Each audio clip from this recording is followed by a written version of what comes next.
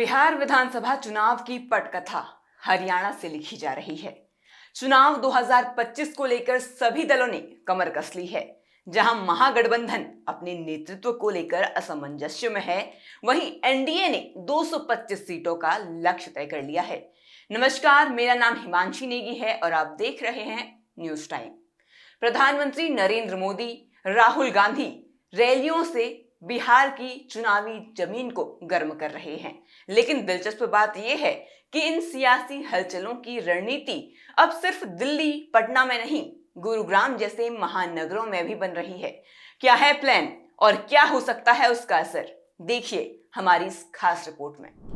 बिहार एक ऐसा राज्य जहां सत्ता का गणित आखिरी दिन तक उलझा रहता है, जहां जनता के मन में क्या है ये मतदान के आखिरी दिन तक नहीं पता चलता, जहां चुनाव सिर्फ एक प्रक्रिया नहीं बल्कि जन चेतना की असली परीक्षा है। और 2025 में होने जा रहे विधानसभा चुनाव ने फिर एक बार राज्य की राजनीति को गरमा दिया है।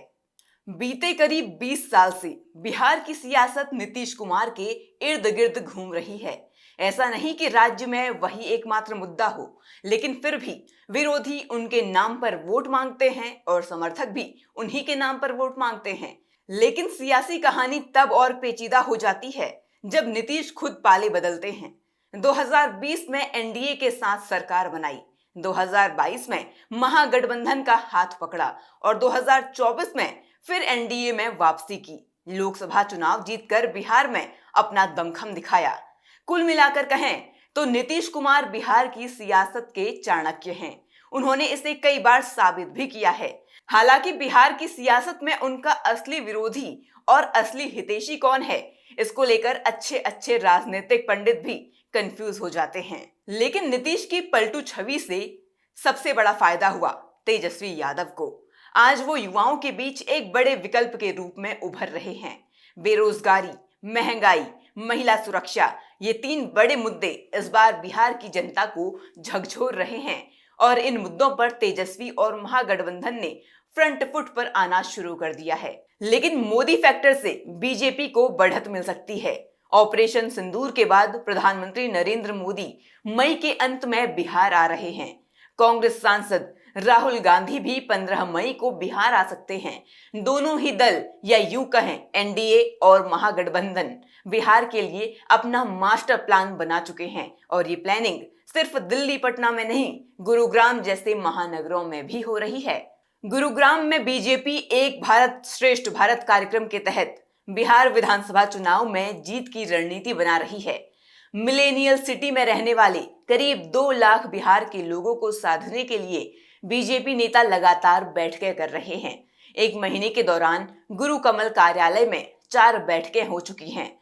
मंडल अध्यक्षों की अगुवाई में बिहार के मतदाताओं, समर्थकों और कार्यकर्ताओं की पहचान कर उन्हें सूचीबद्ध करने की रणनीति पर काम किया जा रहा है। इसमें फैक्ट्री, कंपनी और दूसरे प्रतिष्ठान मालिकों से भी सहयोग लिया जा रहा है। इस सूची में नाम, व्यवसाय पता, बिहार घर का पता, मोबाइल नंबर जैसी जानकारी इकट्ठा की जा रही है। गुरुग्राम की ये बैठकें बिहार चुनाव के लिए बीजेपी की रणनीति का एक महत्वपूर्ण हिस्सा माना जा रहा है। प्रवासी मतदाताओं को संगठित कर और बूथ स्तर पर कार्यकर्ताओं को सक्रिय कर बीजेपी बिहार में अपनी स्थिति को और मजबूत करने की दिशा में कदम बढ़ा रही है। इस साल अक्टूबर-नवंबर में बिहार विधानसभा चुनाव होने हैं, जिसमें एनडीए और महागठबंधन के बीच कांटे की टक्कर हो सकती है। एनडीए में जनता दल यूनाइटेड, बीजेपी, लोक जनशक्ति पार्टी रामविलास, हिंदुस्तानी अवाम मोर्चा और राष्ट्रीय लोक मोर्चा शामिल है। एनडीए ने 225 सीटों के लक्ष्य के साथ अपनी तैयारियां तेज कर दी हैं। दूसरी ओर महागठबंधन में राष्ट्रीय जनता दल, कांग्रेस और अन्य दल शामिल हैं, जो बीजेपी नैरेटिव रणनीति पर काम कर रही है। बिहार की सियासी जंग अब सीमाओं से बाहर भी आ चुकी है। दिलचस्प बात है कि चुनावी स्क्रिप्ट अब सिर्फ गांव-गांव नहीं बल्कि गुरुग्राम जैसे शहरों में लिखी जा रही है।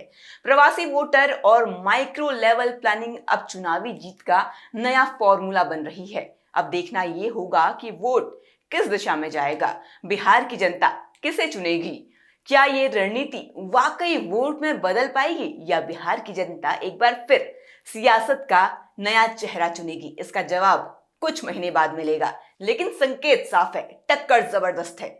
आपको क्या लगता है इस बार बिहार में कौन सा खेला होगा? हमें कमेंट बॉक्स में जरूर बताएं।